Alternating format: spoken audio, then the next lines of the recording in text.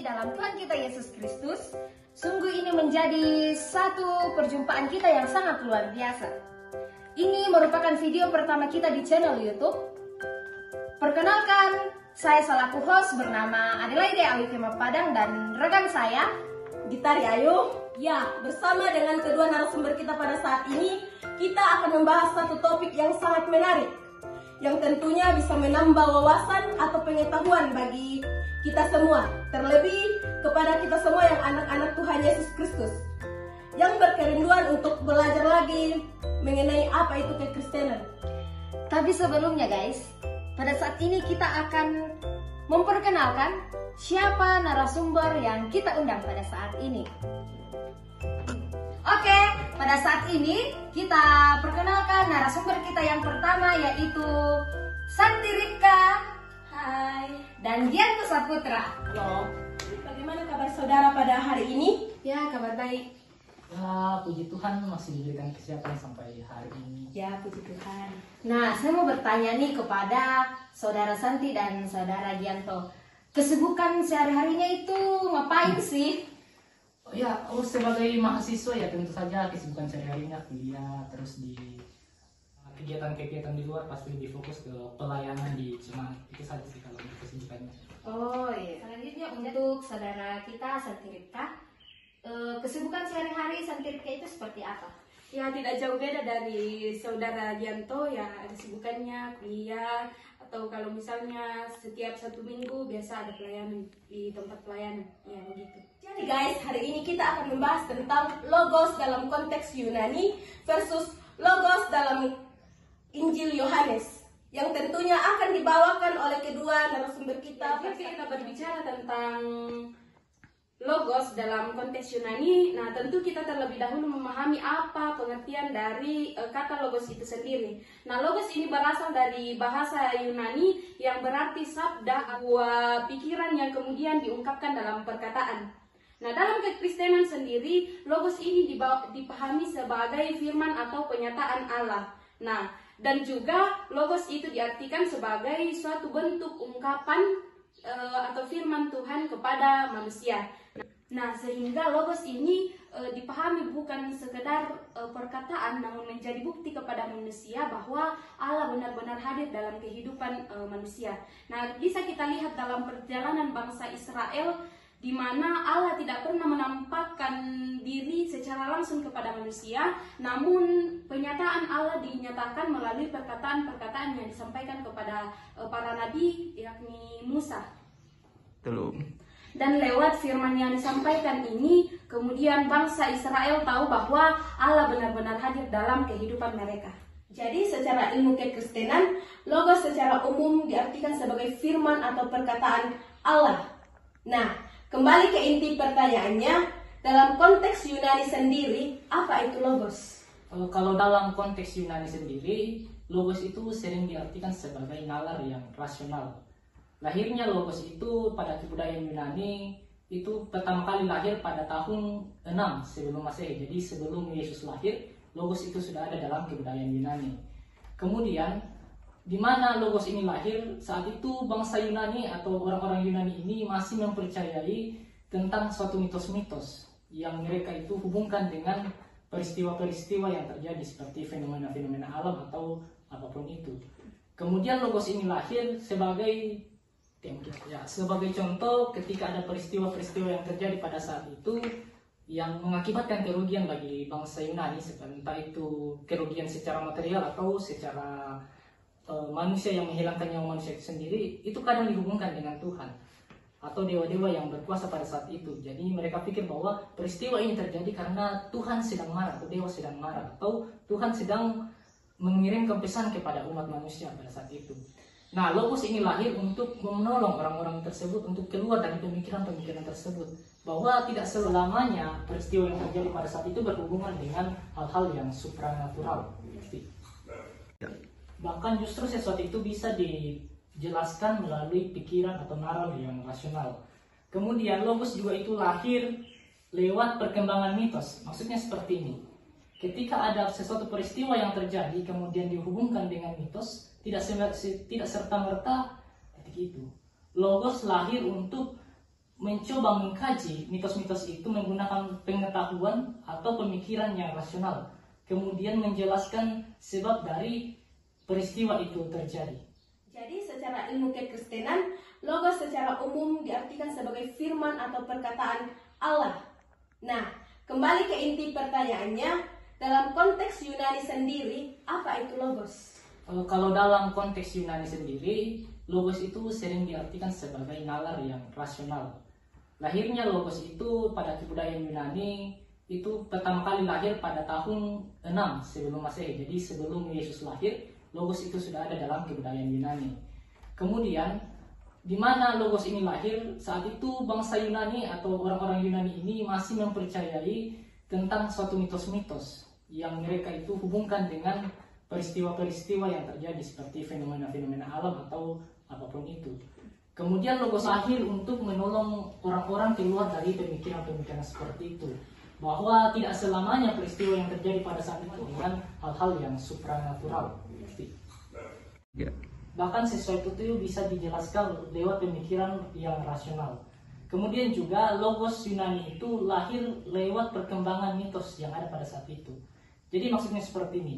Ketika ada peristiwa yang terjadi, kemudian dihubungkan dengan mitos-mitos yang ada pada saat itu tidak serta-merta berhenti pada titik itu. Logos lahir untuk mencoba mengkaji mitos-mitos itu menggunakan pengetahuan atau pemikiran yang rasional, kemudian menjelaskan sebab dari peristiwa itu terjadi. Berarti dalam konteks Yunani, logos atau nalar ini berusaha untuk membuat manusia keluar dari kepercayaan yang bersifat supranatural ke sesuatu yang lebih rasional atau masuk akal. Ya, bisa dikatakan seperti itu. Nah, disinilah titik di mana pola pikir manusia ini mulai berubah. Nah, di mana pemikiran mereka mulai berubah dari pemikiran-pemikiran yang supranatural ke pemikiran-pemikiran yang logis. Dan juga kita melihat para filsuf terkenal yakni Plato, Aristoteles, dan Socrates. Nah, kan ini mereka adalah orang-orang yang mencoba berpikir secara rasional. Mereka tidak berhenti di titik di mana mitos menjadi jawaban akhir dari sesuatu. Namun mereka terus mencoba mencari pertanyaan-pertanyaan yang bisa menjelaskan hal-hal yang terjadi ini bahwa sesuatu itu benar-benar rasional. Jika logos dalam konteks Yunani ini seakan-akan masih meragukan tentang kebenaran dari logos dalam Injil Yohanes ini, sebaliknya lagi bagaimana pandangan kekristenan untuk logos Yunani ini? Ya, Allah itu menciptakan manusia itu begitu istimewa atau spesial dari ciptaan yang lain, di mana Allah memberikan akal budi kepada manusia untuk berpikir secara rasional. Sehingga ketika ada orang yang berusaha berpikir secara rasional, itu adalah sesuatu yang sangat wajar karena ia memakai apa yang diberikan Tuhan kepadanya. Dan yang perlu kita garis bawahi adalah jangan sampai apa yang diberikan Tuhan kepada manusia, yaitu akal budi, itu membuat orang itu berpikir dan meragukan pekerjaan Tuhan di dalam dunia ini. Dan sebaliknya, akal yang diberikan Tuhan kepada manusia itu dipakai untuk membuat manusia semakin dekat kepada Tuhan. Sehingga ketika kita berbicara tentang logos dalam konteks Yunani ini, dalam kekristenan itu adalah sesuatu yang sangat baik, karena dengan berpikir secara rasional, berpikir secara logis, itu akan membantu orang keluar dari atau terhindar dari ajaran-ajaran yang salah atau ajaran-ajaran yang sesat. Dan satu hal yang perlu kita pahami adalah kesempurnaan itu atau letak kesempurnaan itu hanya ada pada diri Allah. Sehingga ketika ada orang yang berpikir secara logis dan rasional dan menganggap itu sudah sempurna, sebenarnya belum sebenarnya sempurna, karena kesempurnaan itu hanya pada Allah. Kemudian ketika kita berbicara tentang logos dalam kitab Injil Yohanes itu, memang secara akal atau secara logika itu tidak masuk akal. Tetapi ingat, Allah itu memiliki tingkat berpikir logis atau tingkat berpikir rasional itu yang lebih tinggi di atas manusia, sehingga belum tentu apa yang dikerjakan Allah itu bisa kita jelaskan secara rasional. Jadi berpikir secara rasional itu tidak salah dalam kekristenan, tetapi tidak semua apa yang Tuhan kerjakan dalam kehidupan kita ini, kayak dalam dunia ini, itu kita mampu jelaskan secara rasional karena keterbatasan umat manusia. Nah, jika kita melihat dalam konteks Injil Yohanes di mana logos atau pernyataan atau suatu ungkapan atau sabda ini yang kemudian menjelma menjadi manusia, nah tentunya ini kemudian menjadi sesuatu yang tidak masuk akal atau tidak rasional. Nah, ditambah lagi kelahiran Yesus ini terjadi tanpa campur tangan laki-laki di dalamnya. Nah, kemudian ini menjadi sesuatu yang tidak rasional bagi mereka yang menganut pandangan logos konteks Yunani.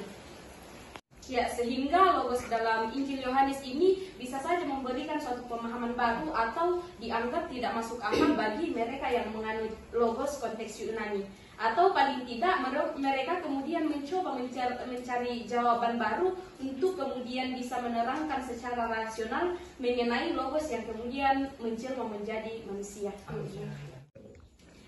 Jika dalam Injil Yohanes yang pemateri sampaikan tadi bahwa logos yang berarti firman yang kemudian menjadi manusia, apakah ini kemudian mempunyai hubungan dengan definisi di awal tadi bahwa logos bukan sekadar kata-kata atau ungkapan, melainkan juga bentuk atau bukti kehadiran Allah di tengah-tengah umat Allah? Ya, justru itu sangat berhubungan. Jika dikatakan tadi di awal bahwa logos adalah pernyataan Allah kepada umatnya yang disampaikan melalui perkataan, terutama kita lihat dalam bangsanya atau umatnya yaitu bangsa Israel. Nah, lewat firman atau sabdanya itu ini kemudian dinyatakan melalui wakil-wakil Allah atau nabi-nabi. Nah, dan kemudian kehadiran Yesus Kristus dalam Injil Yohanes ini lebih mempertegas bahwa Allah tidak sekedar hadir melalui pernyataan-pernyataan atau melalui sabda atau bahkan kata-kata saja, namun Allah ini mau menyatakan dirinya bahwa ia bisa dilihat secara langsung atau bisa ditemui secara langsung yang dapat dilihat dari wujud manusia, yakni dalam hal ini Yesus Kristus. Ya, meskipun kedatangan Allah ke dalam dunia ini adalah misi utamanya adalah untuk memperbaiki relasi antara Allah dan umat manusia atau dengan menyebut dirinya bahwa ia adalah jalan kebenaran, namun secara tersirat juga mau menyatakan bahwa yang awalnya dia hanya dapat dinyatakan melalui sabda atau pernyataan saja, namun dalam Injil Yohanes ini kemudian lebih mempertegas bahwa dirinya tidak hanya bisa dinyatakan melalui sabda saja, tetapi kemudian dinyatakan dalam firman atau yang awalnya itu hanya berupa kata-kata kemudian menjadi nyata dinyatakan dalam Yesus Kristus. Jika dalam Injil Yohanes yang pemateri sampaikan tadi bahwa logos yang berarti firman yang kemudian menjadi manusia, apakah ini kemudian mempunyai hubungan dengan definisi di awal tadi bahwa logos bukan sekadar kata-kata atau ungkapan, melainkan juga bentuk atau bukti kehadiran Allah di tengah-tengah umat Allah? Ya, justru itu sangat berhubungan. Jika dikatakan tadi di awal bahwa logos adalah pernyataan Allah kepada umatnya yang disampaikan melalui perkataan, terutama kita lihat dalam bangsanya atau umatnya yaitu bangsa Israel. Nah, lewat firman atau sabdanya itu dinyatakan melalui yang pada awalnya Allah menyatakan diri kepada bangsa Israel hanya melalui pernyataan atau logos itu saja, namun kemudian dalam Injil Yohanes Allah mau menyatakan dirinya ini semakin jelas melalui logos atau firman ini kemudian menjadi daging dalam rupa Yesus Kristus. Ini tentunya menjadi sesuatu yang baru bagi kita semua, sebuah pemahaman baru yang diberikan oleh kedua narasumber kita yang sangat luar biasa pada saat ini. Tidak terasa kita sudah ada di penghujung podcast kita pada saat ini. Namun sebelum saya menutup podcast kita, saya ingin kembali mereview beberapa hal-hal yang sangat penting yang sudah disampaikan tadi. Di antaranya, yang pertama, logos secara umum dalam kekristenan dipahami sebagai sabda atau firman yang diberikan Allah kepada manusia melalui perantaraan para nabi, yang juga menjadi suatu tanda eksistensi Allah dalam kehidupan umat manusia. Yang kedua, logos dalam konteks Yunani itu diartikan sebagai nalar yang rasional yang menolong manusia agar keluar dari cara berpikir yang lama, seperti menghubungkan fenomena-fenomena yang terjadi dengan hal-hal yang supranatural atau yang sering disebut mitos-mitos. Kemudian yang terakhir, Logos dalam Injil Yohanes digambarkan sebagai firman yang kemudian menjelma menjadi manusia dan tinggal di tengah-tengah umat manusia pada saat itu. Firman atau logos itu adalah inti dari segala yang ada. Dan tanpa logos itu tidak ada satupun yang akan ada. Dan Yohanes menunjuk bahwa logos yang telah menjadi manusia itu ada dalam diri Yesus. Ya, demikianlah podcast kita pada hari ini. Terima kasih kepada narasumber kita, Saudara Santiripka dan Saudara Gianto Saputra yang sudah mau membagi pemahamannya kepada kita. Sekiranya dalam kehidupan senantiasa diberkati. Amin. Akhir kata dari saya, mohon maaf jika ada kata-kata yang kurang berkenan di hati kita semua. Saya Adelaide Awiki Memandang, saya Gita Di Ayu, pamit undur diri. Sampai jumpa di podcast-podcast selanjutnya. Tuhan Yesus memberkati kita semua. Shalom. Muah, muah, muah.